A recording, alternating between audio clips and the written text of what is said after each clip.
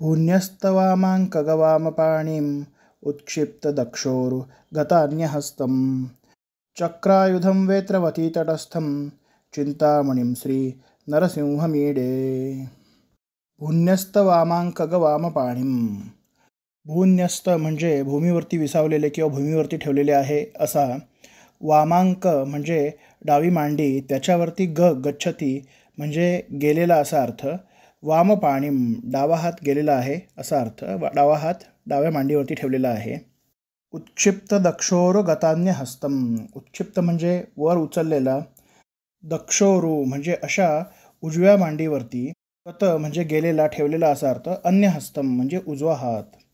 चक्रायुधम म्हणजे चक्र ज्याचे आयुध आहे असा, वेत्रवती तटस्थम म्हणजे नेत्रावती नदीच्या तटावरती वसलेला, चिंतामणीम चिंतामणी असे नाव असलेला, श्री नरसिंहम श्री नरसिंहदेवाला, ईडे म्हणजे स्तुती करतो.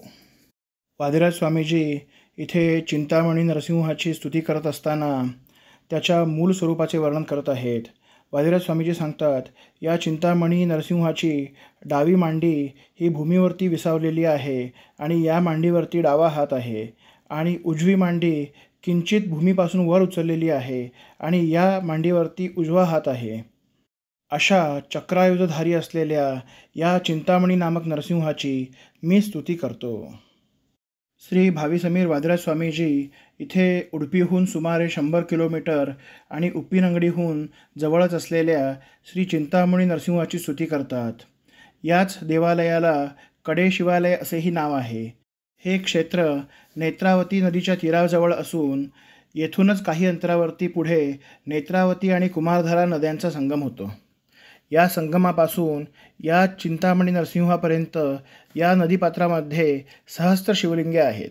शेवटचे शिवलिंग या चिंतामणी नरसिंहाजवळ असल्यामुळे याला कन्नडमध्ये कडे म्हणजे शेवटचे शिवालय असे नाव आहे. श्री वादिराज स्वामीजी या नरसिंहाची 2 श्लोकांमध्ये स्तुती करतात आणि दुसऱ्या श्लोकामध्ये याच्या अवताराचे कारण सांगतात. गौरीच्या म्हणजेच पार्वतीच्या प्रार्थनेनुसार भगवान नरसिंह इथे पाताळापासून उत्पन्न झाले.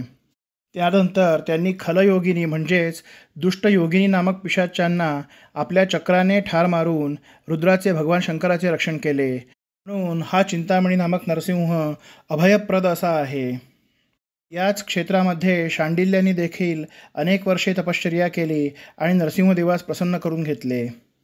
अत्यंत शांत प्रसन्न निसर्गाच्या कुशीमध्ये नेत्रावती नदीच्या तीरावरती वसलेले हे देवस्थान अत्यंत जागृत म्हणून प्रसिद्ध आहे. पुढे वादिराज स्वामींनी इथे 16व्या शतकामध्ये मुख्य प्राणस्वरूप मारुती आणि भूतराजांची देखील स्थापना केली. येथे पूजा करणाऱ्या अर्चकांना कडक धार्मिक आणि पारंपरिक नियम पाळावे लागतात आणि कवचामागील देवतेचे स्वरूप काय आहे हे इतर कोणालाही सांगू नये असा येथील दंडक आहे. अर्चकांशिवाय फक्त श्री सोधे वादिराज मठाच्या परंपरेतील पीठाधिपतींना येथे पूजा करण्यास व देवाचे मूळ स्वरूप पाहण्यास परवानगी आहे. येथे नरसिंह जयंती मोठ्या प्रमाणात साजरी केली जाते. याशिवाय अनेक वार्षिकोत्सव, रथोत्सव, कोला उत्सव, मकर संक्रांती उत्सव असे अनेक उत्सव मोठ्या श्रद्धेने भाविक येथे साजरे करतात.